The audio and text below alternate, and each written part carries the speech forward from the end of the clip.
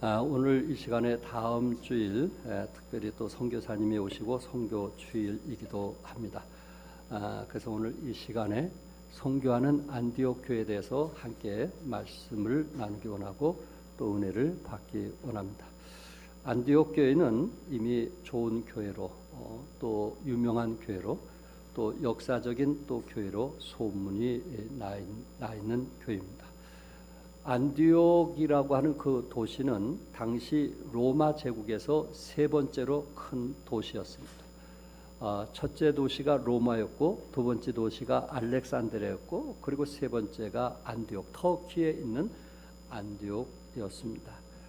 안디옥은 당시 수리아의 수도였는데 세계 교역의 중심지였고요. 또 동방의 교차로에 위치하고 있어서 많은 돈이 몰려오는 도시이기도 합니다. 그러다 보니까 돈이 몰리다 보니까 이제 이 죄악도 함께 들어오면서 이 쾌락의 도시로 바뀌어져 가게 되었고요. 또 어떻게 보면 그 안디옥이 악한 도시로 유명해졌습니다. 그리고 그곳에 남자들을 유혹하는 수많은 창녀들과 또 이교 문화에 빠져 악행을 저지른 수많은 사람들이 있었습니다. 그런데 어느 날부터인가 이 로마의 무서운 핍박을 피해 유대 땅으로부터 피난 나온 예수님을 따르던 사람들이 이곳으로 참 이주해 오게 되었습니다. 그래서 예루살렘에서 예수님을 믿던 사람들이 그 핍박에 못 이겨서 피난한 온 것이 이제 그 안디옥의 한 일부분이었고요. 그래서 저들 중심으로 안디옥 교회가 자연스럽게 세워지게 되었습니다. 오늘 이 시간에 안디옥 교회에서 어떻게 선교를 시작했는지, 이방인들에게 어떻게 선교를 시작했는지 좀 함께 나누면서 좀 은혜를 받고자 합니다. 첫째, 안디옥 교회는 이방들에게 복음을 전했다는 사실입니다. 19절에 그때의 스데반의 일로 일어난 환란으로 말미암아 흩어진 자들이 베니게와 구브로와 안디옥까지 이르러 유대인에게만 말씀을 전하는데, 그러니까 스데반의 일로 인해서 어떤 계기는 스데반의 이 순교를 통해서 이스라엘 백성들, 기독교인들이 더 이상 예루살렘에 버티고 견딜 수가 없어서 이제 흩어지게 되었고, 그 흩어진 사람들이 베니게로 흩어졌고 구브로로 흩어졌고 안디옥으로 흩어지면서 특별히 안디옥에는 안디옥 교회가 세워지게 되었습니다. 여러분이 아신 대로 이제 인류의 첫 번째 교회가 어느 교회인지 아시죠? 바로 초대 교회이기도 했던 예루살렘 교회입니다. 사실 예루살렘 교회는 이 시련과 고난을 통해서 성장하는 교회였거든요. 그 당시 유대인들은 율법을 믿었던 사람이고, 그리고 예수님에 대해서 부인했고 예수님이 하나님의 아들이란 그 자체를 제사장이나 바리새인이나 사두개인들이 부인했기 때문에 오히려 예수님을 죽이려고 했고 또한 제자들을 죽이려고 했던 그런 상황에 놓였기 때문에 사실 예수님을 믿는다는 것은 결코 쉬운 것은 아니었습니다.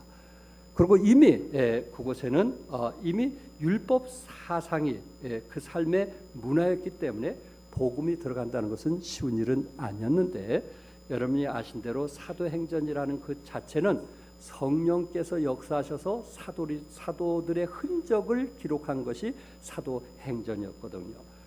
그래서 예수님을 통해서 12제자, 그리고 또한 70명의 제자, 그리고 마가 다락방에는 120명의 제자들이 예수님이 부활하고 다시 오실 때까지 그 약속을 믿고 120명이 모여서 기도했던 거 기억을 하실 것입니다.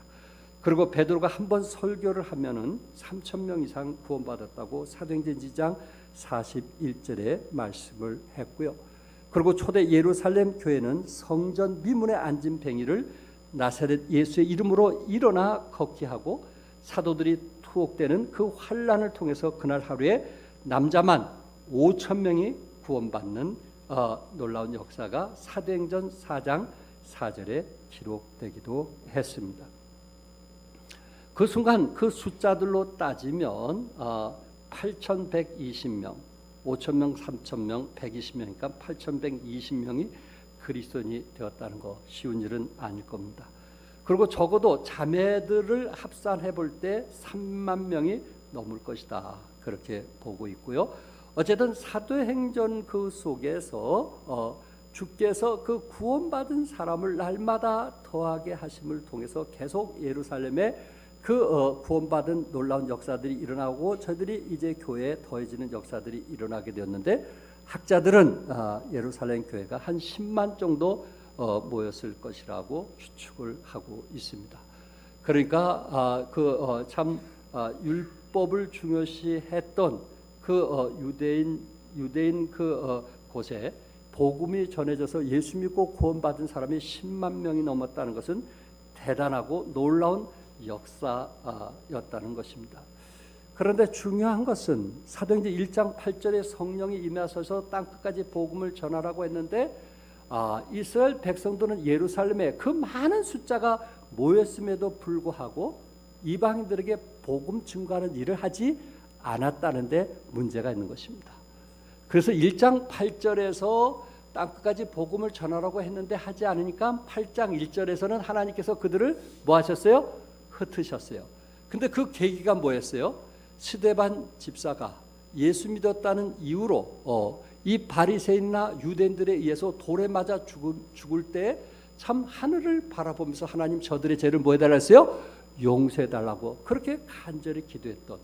그래서 사도 그 당시 그러니까 사울과 이 유대인들이 예수 믿는 사람들을 잡아서 감옥에 가두려고 하는 그 당시에 스데반이 다른 집사들도 순교를 했지만 스데반이 그 순교하면서 거기에 계기가 되어서 이스라엘 백성들 가운데 예수 믿고 구원받은 사람들이 이제는 이곳에서 우리가 살 수 없다 해가지고 흩어지게 되어서 그 중에 하나가 안디옥에 흩어진 사람들이 모여서 세운 교회가 안디옥 교회, 터키 쪽에 안디옥 교회를 세우게 되었습니다.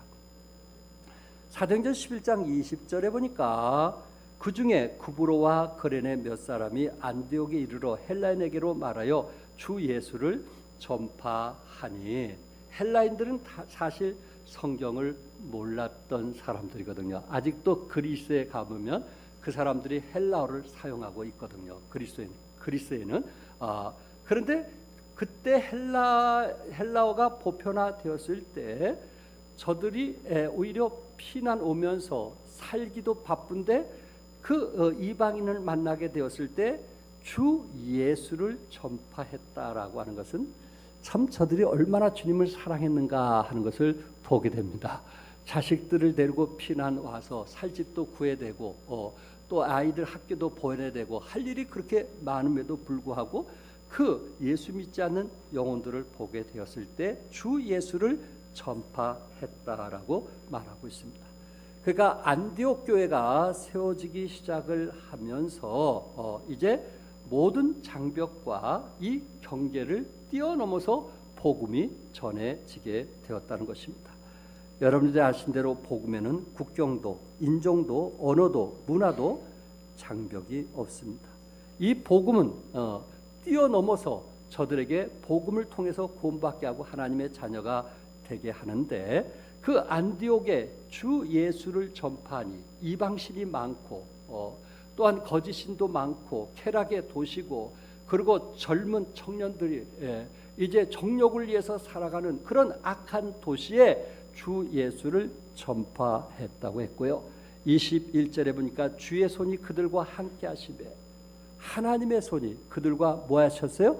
함께 하시매 수많은 사람들이 믿고 주께 돌아오더라고 말씀을 했습니다.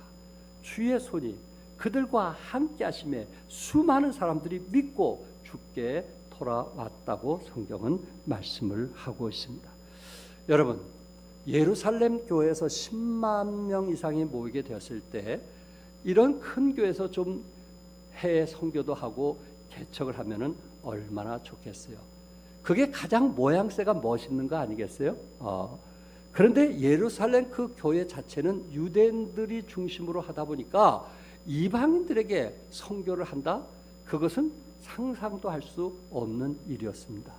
그런데 지금 안디옥 교회는 저들이 이제 유대인들 가운데 구원받은 사람들이 흩어져서 안디옥 교회를 세웠지만 그 안디옥 교회를 세워주면서 저들은 처음부터 이방인들에게 뭘 전했어요? 복음을 전했어요. 사도행전 13장 1절에 보니까 같이 한번 읽겠어요. 시작. 안디옥 교회 선지자들과 교사들이 있으니 곧 바나바와 니게르라 하는 시므온과 구레네 사람 누기오의 분봉왕 헤롯의 젖동생 미나엔과 및 사울이라. 여기 보세요. 안디옥 교회는요 어떤 교회였어요? 어떻게 보면은 인종이 다양했어요. 지금 보면 최초의 다문화 교회가 아닌가라는 생각을 해보게 되는데 인종이 다양했어요. 그 지도자들 가운데 안디옥의 그 지도자들 하나님 말씀을 가르치고 또한 선지자의 역할을 했던 그 지도자의 역할을 했던 사람들 가운데는 니게르라고 하는 시몬이 있었습니다. 니게르가 니그로와 같은 말로서 흑인을 말하고 있는 것입니다. 구레네 사람 루기오는 구레네 지역이 북아프리카를 말하는데 흑인일 가능성이 있습니다. 분명한 것은 안디옥 교회는 흩어진 사람이 그곳에 모였는데 그곳에는 흑인, 백인, 황인들이 함께 어울려서 예배를 드렸고 이방인들에게 복음을 전하는 역할을 했더라 하는 말씀입니다. 또한 안디옥 교회는 신분이 다양했어요. 지도자 가운데는 헤롯의 젖동생 마나엔이라고 하는 사람이 있었습니다.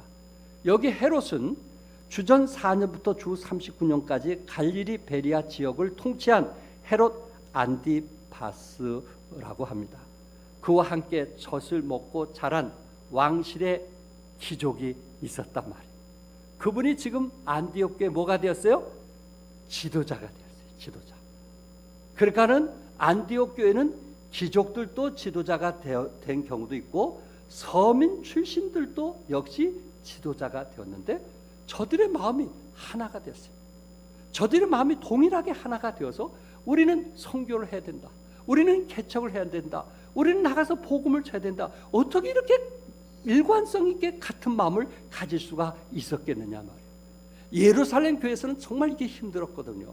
선교를 한다는 그 자체가 누가 입을 벌려서 말하기가 두려웠거든요. 근데 안디옥 교회는 이렇게 신분 차이도 있고 그리고 인종의 차별도 있음에도 불구하고 저들은 한 가지의 목표를 위해서 주님의 지상 사명을 위해서 기꺼이 함께했던 것을 보게 됩니다. 안디옥 교회는 나이가 다양했어요. 지도자 중에는 사도 바울이 그 당시에 나이가 최연소자였어요. 그리고 오늘 그 본문 내용에 처음 나온 사람이 바나바라는 것을 기록한 것을 볼 때 그 나이별로 볼 때 바나바가 연장자였고 그 다음에 사도 바울은 나이가 가장 적은 젊은이었다 이렇게 보고 있는 것입니다.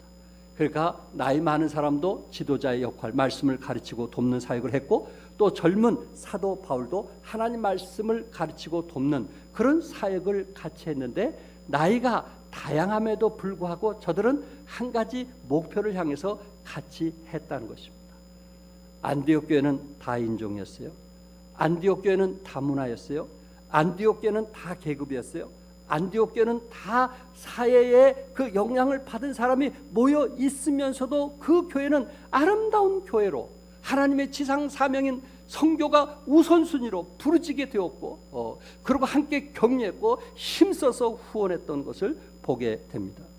인종이 다르고 신분이 다르고 나이가 다른데도 또한 다양한 은사가 있음에도 불구하고 저들은 자체적인 교회로서만 만족하는 것이 아니고 그것을 담을 뛰어넘어 이방인들에게 복음을 전한 일에 함께 했다는 것입니다.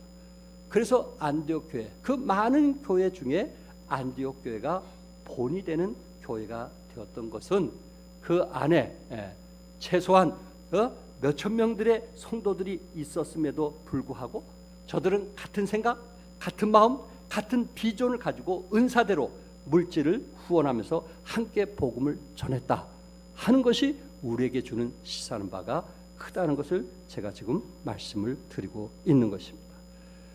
예수님이 이 땅에 오신 목적이 무엇일까요? 주님이 이 땅에 오신 이유가 무엇일까요? 교회가 해야 될 궁극적인 목적이 무엇일까요?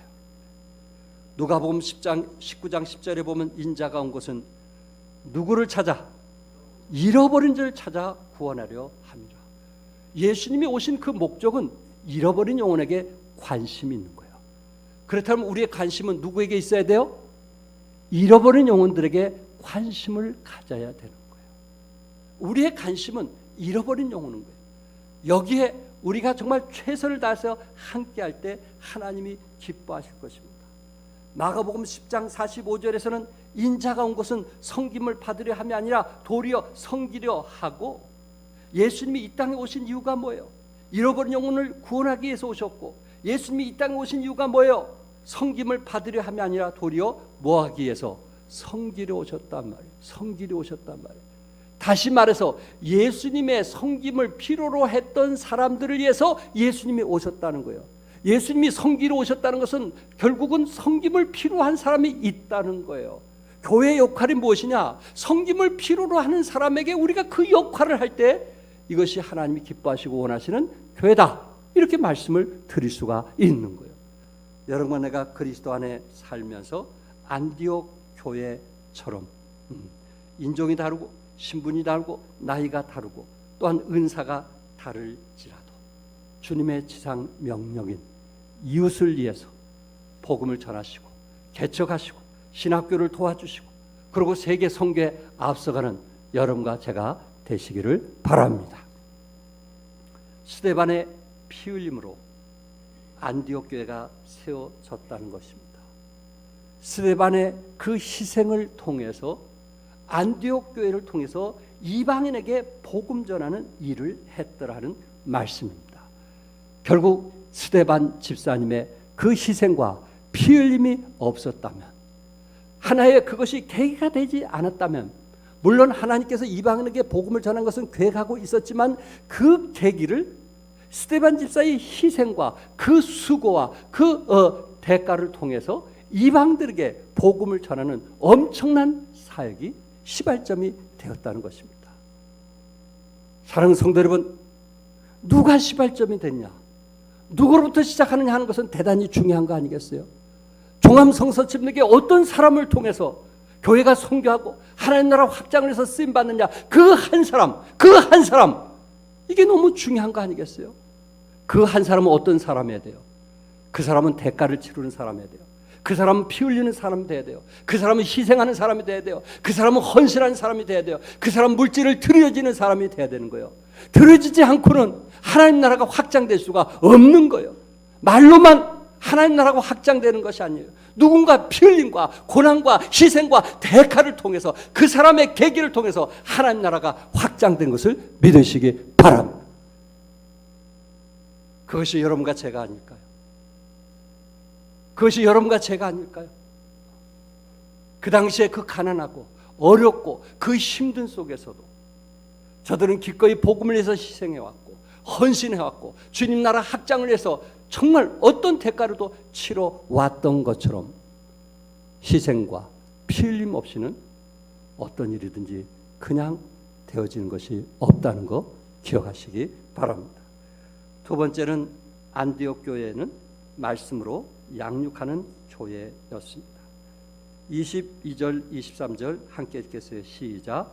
예루살렘 교회가 이 사람들의 소문을 듣고 바나바를 안디옥까지 보내니 그가 이르러 하나님의 은혜를 보고 기뻐하여 모든 사람에게 굳건한 마음으로 주와 함께 머물러 있으라 권하니, 예루살렘 교회가 그때에서 비로소 눈이 뜨기 시작을 했던 것입니다. 간접적으로 안디옥의 영혼들이 계속 모아지고 구원받은 사람이 더 있다는 그 사실을 알게 되었을 때 비로소 바나바 사역자를 파송하는 것을 보게 됩니다. 조금 더 일찍 했다면 얼마나 하나님이 기뻐하시겠어요? 좀 더 이런 마음을 가진 사람들이 있었다면 얼마나 좋았겠어요? 안디옥 도시는 남쪽으로는 예루살렘과 애굽을 연결하는 교통의 중심지가 되어 있었고, 북쪽으로는 아시아 대륙에 연결이 되었으며, 서쪽으로는 해안인데 배로 로마와 연결되어서 상업이 발달하고 무역 중심의 역할을 하면서 어떻게 보면 그런 이유로 타락한 도시가 되었던 것입니다. 그곳에는 광대, 요술쟁이, 사기꾼, 마법사, 엉터리 약장사, 돌팔이 의사, 오락과 춤과 축제와 남자들을 유혹하는 수많은 창녀들과 이교문에 빠져서 악한 도시로 발전하고 있을 때 그곳에 누가 왔었나요? 아스타로테라고 하는 달의 여신, 광명의 여신, 의술의 신, 궁술의 신, 이런 우상의 도시에 누가 왔나요? 그곳에 예수 믿고 구원받은 사람들이 그곳에 흩어져서 그곳에 모이게 되었고 그곳에 안디옥 교회를 세우게 되었던 것입니다. 그것을 알고 예루살렘에서 바나바를 그곳에 파송하게 되었는데, 바나바는 어떤 사람이냐? 착한 사람이었다고 했어요. 성령과 믿음이 충만한 사람이었다고 했습니다.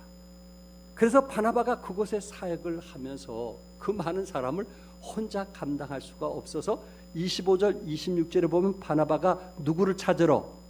사울을 찾으러 다소에 가서 여러분이 아신 대로 사도 바울은 부활하신 예수님을 만난 후에 그는 눈을 뜨지 못하게 돼서 자기 고향 다소로 가게 되었습니다.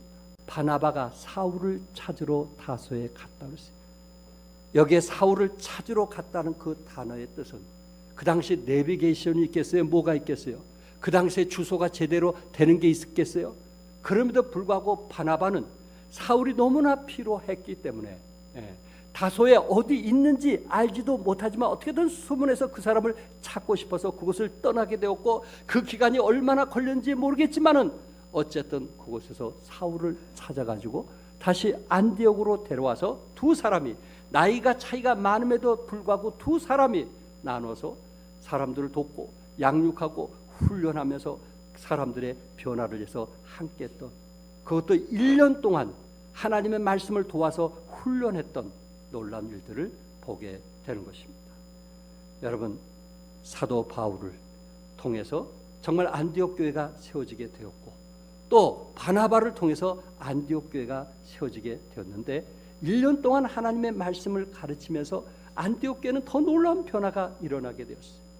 그들의 가치관, 그들의 결혼관, 그들의 인생관, 그들의 물질관의 변화가 일어나게 되었고, 저들의 생각과 말과 행동의 변화가 일어나게 되었습니다. 그러면서 그 악한 세상에서 저희들은 거룩한 삶을 살게 되었던 것입니다. 사도 바울이 몇 해 동안 그렇게 다소에 있게 되었을 때 그를 누가 데리고 왔어요? 바나바가 데려오게 되었고, 그와 함께함을 통해서 이제 안디옥 교회는 놀라운 변화가 일어나게 되었고, 그 안디옥이라는 도시에, 그 악한 도시, 우상 숭배인 도심에도 불구하고 이 믿는 자들의 변화를 통해서 도덕적으로, 윤리적으로 수준 높은 삶을 살게 되었다는 것입니다. 한번 생각해 보세요. 저들이 예루살렘에서 추방해서 언제 죽을지 모르는 그 상황 속에 예수 믿는다는 이유로, 침례받았다는 이유로 저들이 추방당했든지, 또한 저들이 피신을 가게 됐을 때 제대로 살림 제대로 챙겨서 가져왔겠어요?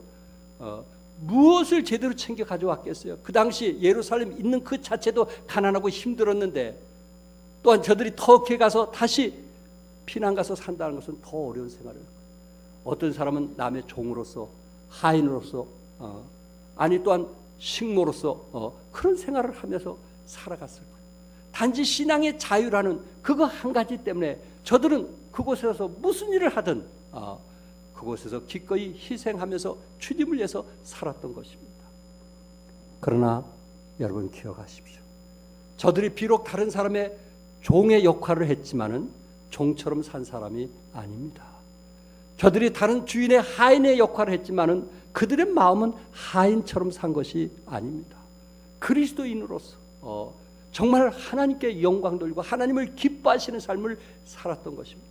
비록 저들은 가난했지만은, 먹을 것이 없었지만은, 틈틈이 수고해서 정말 하루하루 생활하면서 벌어서 살아갔지만은, 저들 가슴에는 찬양이 있었고 감사가 있었고 기쁨이 있었고 하나님께 영광 돌리고, 결코 노예나 종이나 가난한 자로 살지 않았다는 것을 성경은 우리에게 말씀하고 있습니다.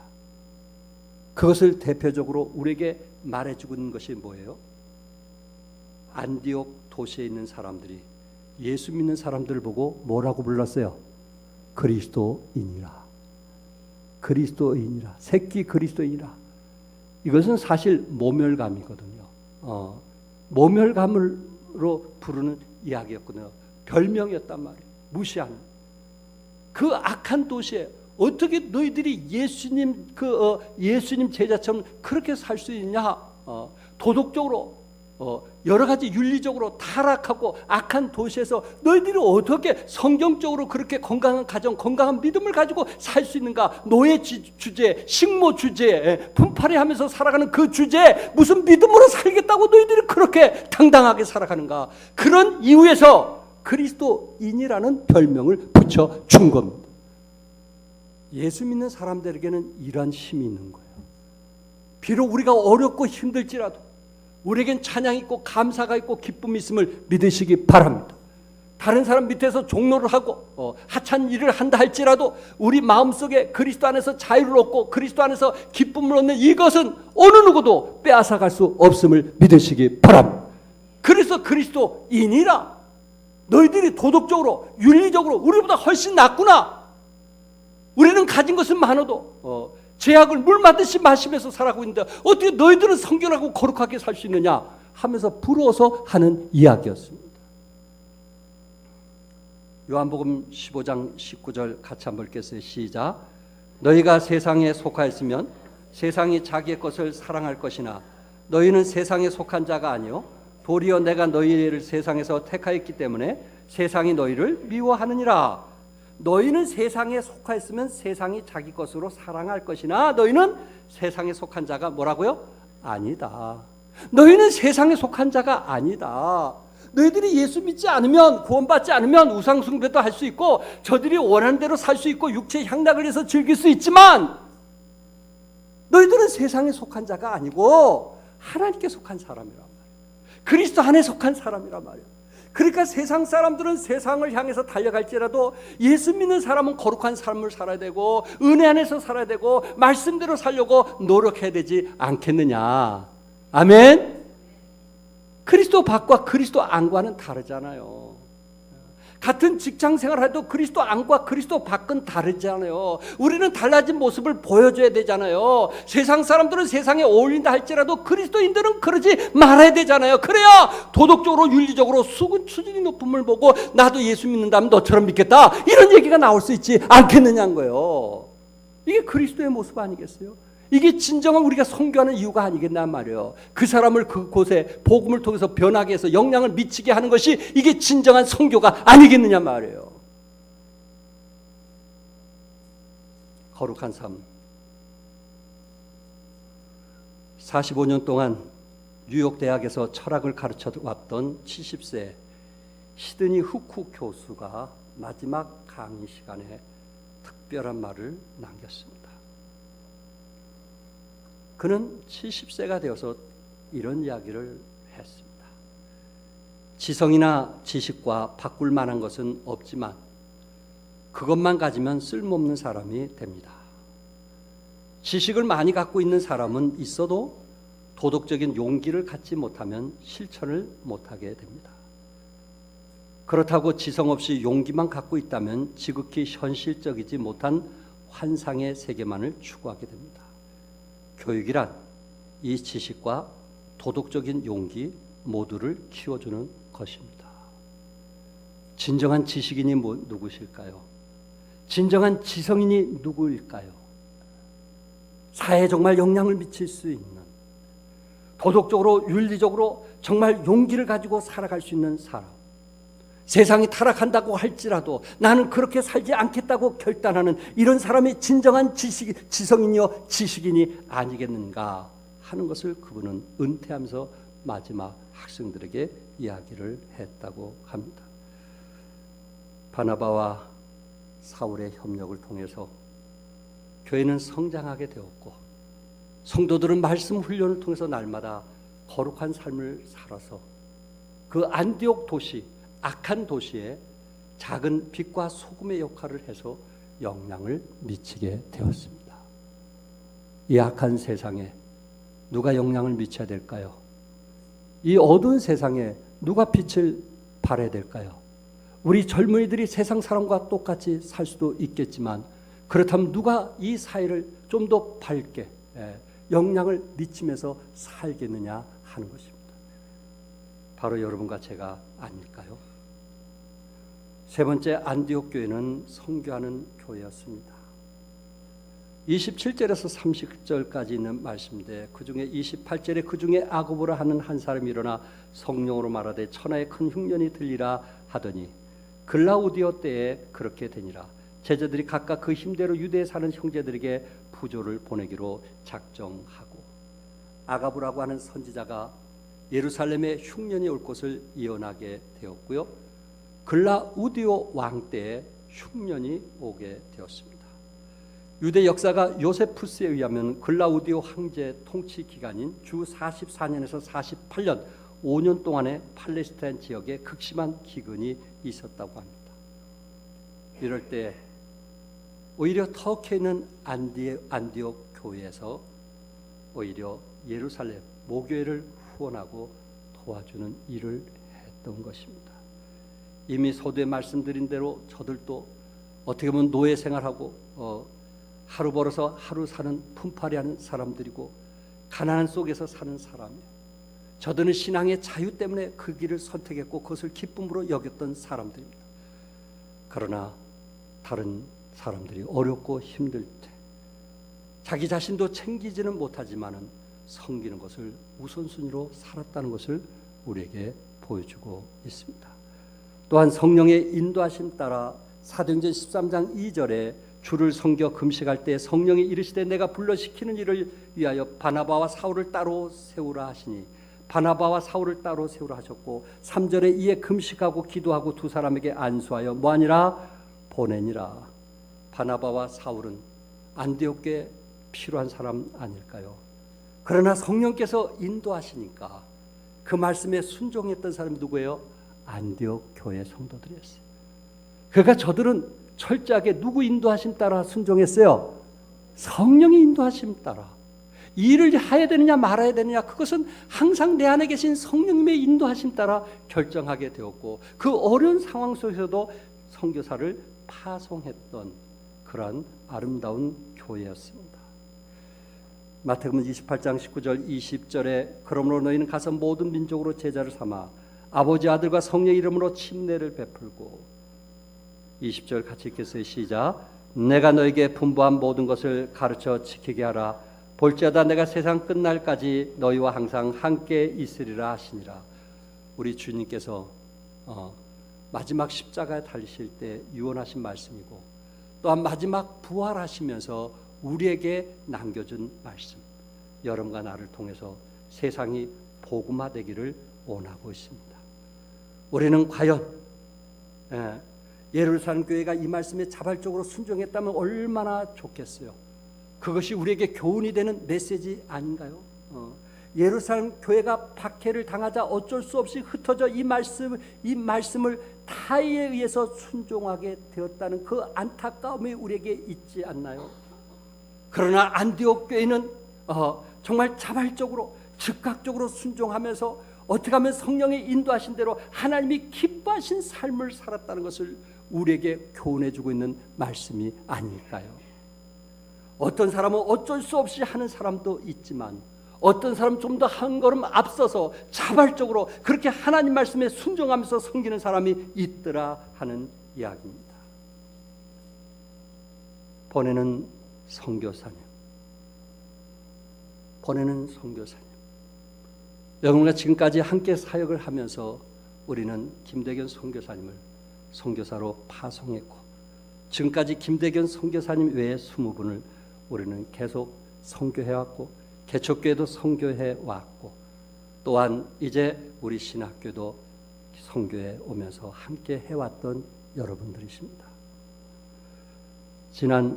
올해죠 2019년도 한 해 아직 좀 몇 주 남았지만은 일단 합산해 보니까 선교 헌금이 약 6억 6천만 원이 21분 선교사님에게 이제 보내게 되었더라고요. 6억 6천만 원. 제가 우리 성서 침례 그 친교에 16년 동안 선교 총무를 맡으면서 2004년에서 2019년 9월까지 총 선교원금을 보낸 돈을 확산해 봤더니 104억 원입니다. 104억 원. 그리고 도중에 그만두신 분들이 계셨어요. 이충세 목사님 지금 행당동 교회 오셨고, 김종 목사님은 지금 광주에 선교 한 10년 하시다가 다시 오셨고, 이런 분들이 5분 계세요. 미국 교회 가서 지금 교수로 일하신 분. 이런 거를 다 그 돈까지 합산해 보니까 116억 원을 저희들이 후원을 했습니다. 그러면서 평균을 잡아가지고 김원배 선교사님이 처음 선교사로 파송해서 35년이 됐는데 평균을 잡아서 합산해 보니까 약 216억 원 이상을 저희들이 보냈어요. 216억 원. 여러분들이 돈으로 계산하면 꼭 그렇게 해야 되는가라는 생각도 가질 수 있어요. 근데 이거는 전국에 계신 목사님들이 교회들이 그렇게 모금해서 보낸 것이 지금까지 216억 원. 표수아 선교사님은 한국에 가서 선교를 하시고 결국은 미국에서 편하게 생활하고 노예 모든 것을 다 대주겠고 집도 주시겠다고 선교부에서 말씀했는데도 나는 한국에서 묻히겠다 해가지고 행당 성서 침례에 지금 한 곳 마당에 묻혀 계십니다. 우리 선교사님이 그렇게 살아오셨던 것처럼 우리 성서 침례에서 파송한 선교사님 김원배 선교사님 지금 필리핀에 묻혀 계십니다. 이렇게 많은 돈을 여러분들이 후원을 했어요. 전국적으로. 그것이 때로는 너무 많은 희생이다라고 생각할 수도 있을 거예요. 그런데 21곳 선교지에서 2017년 매주 예배 드리는 사람들 보니까 2017년도에 제가 보고를 받아보니까 매주마다 4,000명 이상이 예배를 드리는 거예요. 우리 종합교회에서 예배 드리는 순간에 4,000명 이상의 21분 선교사님들과 같이 예배를 드리고 있다는 거예요.